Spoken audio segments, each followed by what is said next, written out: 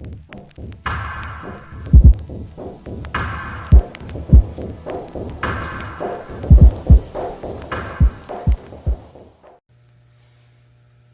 y'all, so if you remember my video that I showed you with my dies and what I held them in, this is the manual cutter that I use. This is by Sizzix. Ellison Sizzix is the name of the company. They have them in different companies. You can get them from Michael's, Hobby Lobby, Joann's. You can get them offline off of the Sizzix site. They also have spellbinders. They have all kinds of manual cutters out there. Go for the one that is best affordable for you. I'm going to show you a couple of things. So, when you first get this, you get a pair of cutting plates. Now, these cutting plates I bought separate. I've had these for years. I don't know if you can buy them anymore. I got them from the Scrapbook Expo. This is just what I would use as no-cut plates. And I'll explain about the no-cut plates in a minute. They're standard size plates and they are glitter plates, but it won't show or cut through. The glitter will not show or cut through onto your project when you're using them. These are the dies that I have. Now the thing about these dies are these are steel rule dies. I have these thicker dies are for if you were doing mixed media, if you were doing jar journals, anything that you needed to cut through something thicker, that's where I got A, letter dies, and B, something thicker. So if I wanted to cut through chipboard, if I wanted to cut through leather, if I wanted to cut through something like either pleather or thicker heavy cardstock, I would use these dies. And I would use these with these for the letters that I have.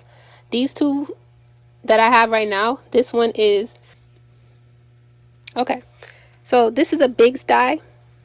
Biggs dies are larger, so you have to have a cutter that will fit a Biggs XL die. Not all of these cutters will fit the same, and this particular die will fit inside of either. I have two Sizzix cutters, this one or my other one. They are manual cutters. On the back end, you have to be careful. I keep them inside of this container because if you press down on it, the die is very sharp and it will cut your hand. You don't want to get cut, so you want to make sure that you are careful with that. Now this one is called the billboard font. It looks like if you was having like a marquee or something or a billboard, these are the fonts that I would use for that type of project. This one is the alpha dies, and they're just letters. For these bigger dies, these big XL alterations types, while they are Sizzix brand and they are underneath the Tim Holtz brand, they have other companies have some like this. I don't know if you can find these anymore.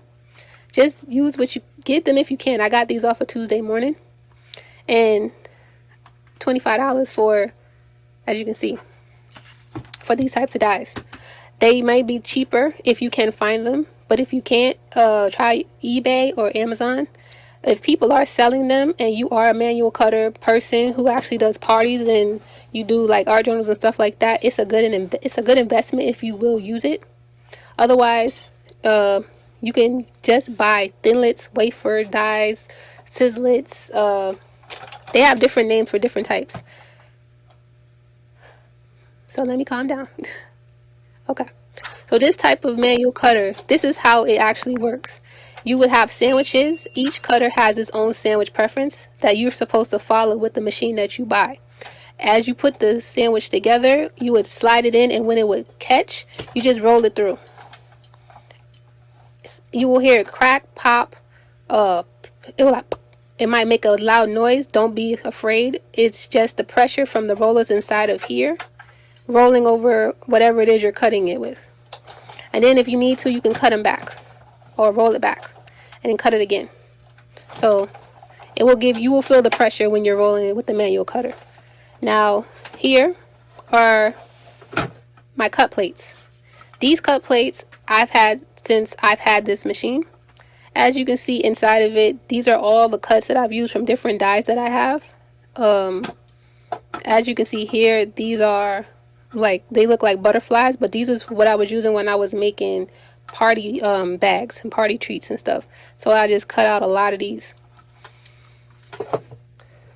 when you get your platform, this platform is a magnetic die platform.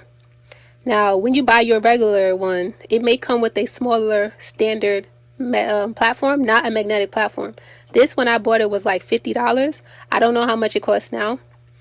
They do have some cutters that are actually manual cutters, but more electronic, like the Vagabond. I want to say the Sizzix or Tim Holtz Vagabond, and that looks like, let me see.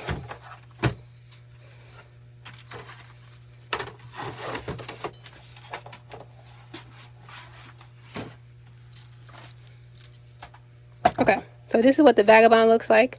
It's a manual, it's like a manual cutter, but it has a motor inside of it. So when you make the sandwich and you put it in, it'll pull it through. For this brand, for the Sizzix brand, they got the Big Shot Pro, the Big Kick, the Big Shot Plus, and the Big Shot Plus a Mini. They also have a Mini. I don't know how many other ones they have because I haven't looked in years. You'd have to do your research. I believe the Mini was like $20, $25, maybe $30. These, when I got them, was ranging from $150, $180, and then $160. I'm not sure how much they cost right now. You got to do your research. For the magnetic platform. Now, the thing about these platforms is that it is a big magnet. When you make your sandwich, you'll see that this is where your magnet area is. You would put your first cutting pad, your paper, the die, and then you put the other one on top. The reason why you're using a magnetic platform is that it holds it in place and it doesn't shift on you while you're rolling it through. These are for thinlets, framelets, sizzlets, or wafer thin dies. Like I said before, you'd have to follow whatever the sandwich that is, whatever die you're using, sandwich that they prefer that you use. You'd have to follow that. When it comes to these plates, they will warp. You can just turn them around and use the other side. If they warp too mad, you can always just get you like a new pair and just have one on the top, that's your no cut, and have the one on the bottom be your cut plate. And if you want more information about these types of things, you could always do a search on YouTube or go to any of the sites and you can get information about it. Like I said, the purpose of this video is for me to show you what a manual die cutter looks like. That is easy for you to use. And this is for people who are doing like party planning. Say you're going somewhere and you want to cut out bags or something, but you don't have access to electricity. This is what you would use. If you were just cutting out letters for your projects, posters, poster boards, old tags, dioramas, whatever, you could use something like this. This could be faster than you loading and unloading paper back and forth into your Cricut or whatever. If you were doing something with the dies that I showed you, or if you was making the tags that I showed you in the previous video. The reason why I'm showing this is also because some people may want to do the tag video like I showed in the last video, and you may not have the access, they might not have the time to cut them out like that. But with something like this, you could put 2 pieces of paper depending on how thick the die is and how thick the pressure is for you to roll it through, and cut out 2 at a time instead of 1. And then you can, it's faster than just loading and unloading papers off of your Cricut. So you just do what feels and works best for you. Anyway, hope this helps. Later, y'all.